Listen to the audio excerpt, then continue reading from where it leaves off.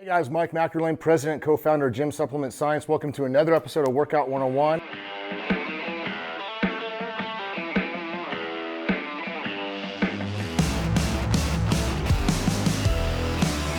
you haven't hit that like and subscribe button, make sure you do now. So right now we're with gym athlete, my man Kevin Lowe.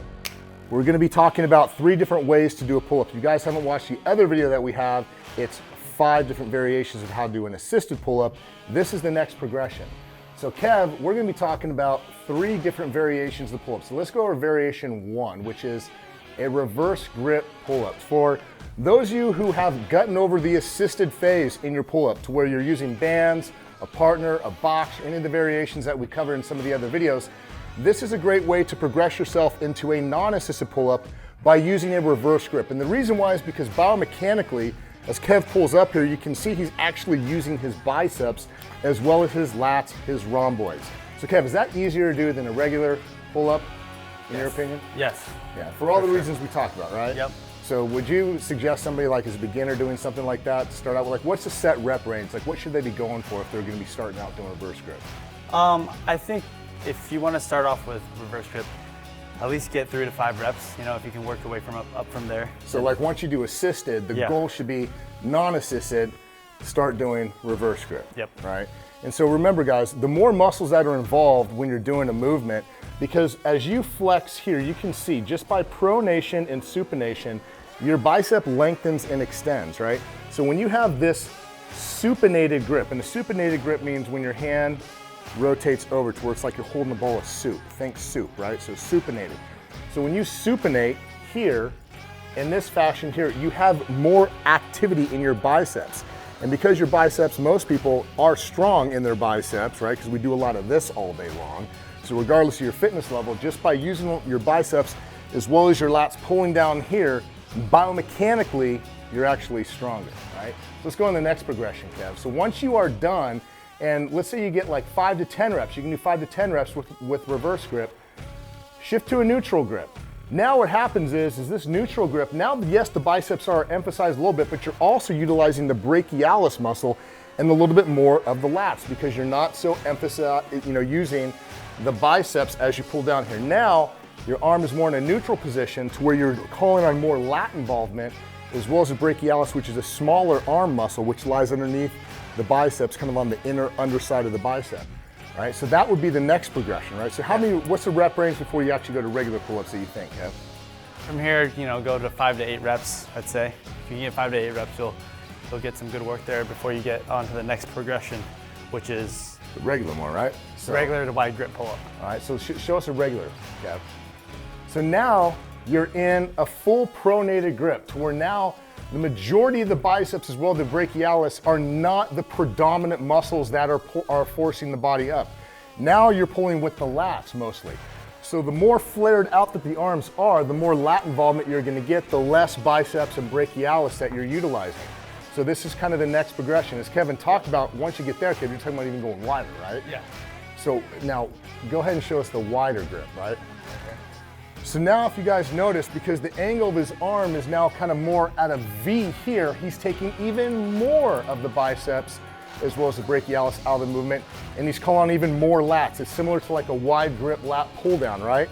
So now look out, you can really see the lats moving, and this would be the last progression. Kev, what would be a good rep range once they finally get to the advanced level of the pull-up that they should shoot for? Because you talked about doing pull-ups in other videos, and you are like the pull-up king as far as I'm concerned, right? I think if you could get to that, you know, that sweet hypertrophy range, around 8 to 12 reps, and you can get good quality reps with doing the normal grip to wide grip, I think you could kind of shy away from the assisted pull-up. Now, would you recommend kind of doing variations of the pull-ups throughout the exercise? So maybe you start with reverse grip, then go to neutral, then go to wide? Yeah, so they all have, number one, you gotta see what's most comfortable for you and how your body's set up in terms of like your forearm length and your grip strength and just everything biomechanically, what you as an individual feel comfortable with.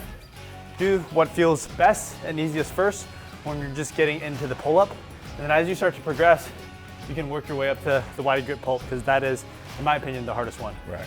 And one last tip, we mentioned grip. If you notice, Kevin used different grips. So when you come here, right, and you're doing a reverse grip, You can use an open grip depending if you can get your hands that wide. On this case, I would go with the closed grip, right? Because you're actually utilizing the arms in this motion, right?